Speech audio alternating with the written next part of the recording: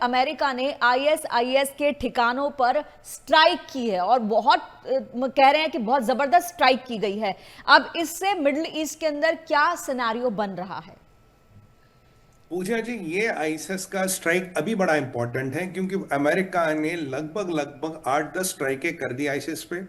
पिछले कुछ स्ट्राइकों में इनके साथ जॉर्डन आता था। अब की बार ये जो स्ट्राइक है ये सेंटकॉम ने खुद की है, मतलब जो कतर में इनका कमांड है उसने खुद करवाई है। अमेरिकन जहाज भेज के सीरिया के अंदर। इसमें इसराइल की मदद नहीं ली गई, इसमें जॉर्डन की मदद नहीं ली गई या किसी और पार्टनर यानी कि फ्रांस या जो यूके उनकी मदद नहीं ली गई। यूजुअली जर्मनी की भी मदद कई बार ले लेते हैं। अब सवाल ये कि अमेरिका का आखिर आईसिस ने इतना क्या बिगाड़ लिया और अमेरिका इसको लेके चिंतित क्यों है? क्योंकि याद कीजिए, जब एलेपो में आईसिस ने हमला किया था 2 अमेरिकन मारे गए, तो उसके बाद तो कई सारे हमले कर दिए इन्होंने। कई सारे स्ट्राइक्स कर दी, फ्रांस ने कर दी जी, यूके ने कर दी, जॉर्डन ने कर दी, अमेरिका और जॉर्डन ने मिलकर कर दी। तो ये आईसिस के पीछे अब अमेरिका अभी क्यों लगा है? क्योंकि आईसिस ऑलरेडी काफी कमजोर हो चुका है।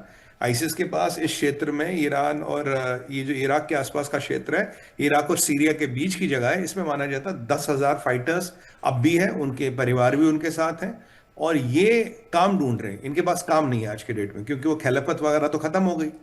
तो अब अचानक अमेरिका का इनके पीछे लगना, अचानक जुलानी का चुप रहना, अचानक इसराइल का मुंह नहीं खोलना और अचानक किसी की मदद न लेना, ये 4-5 चीजें कुछ पिक्चर नहीं दर्शाती। आज जो अटैक हुआ इसमें अमेरिका कहता जी मैंने 100 से ज्यादा आईसिस के जहादियों को मार दिया है और उससे भी बड़ा नंबर हो सकता है और ये अटैक जारी रहेंगे। अब सवाल यहां एक बड़ा इंपॉर्टेंट है कि अब क्यों ऐसा क्या हो गया, आज से पहले क्यों नहीं हुआ? इसके तार जुड़ते मिडिल ईस्ट की परिस्थिति के साथ। देखिए, आइसिस एक ऐसा कैंसर है जिसको कोई हाथ नहीं लगाना चाहता मिडिल ईस्ट में। चाहे वो शिया हो या सुन्नी हो, डरते सब है आइसिस से।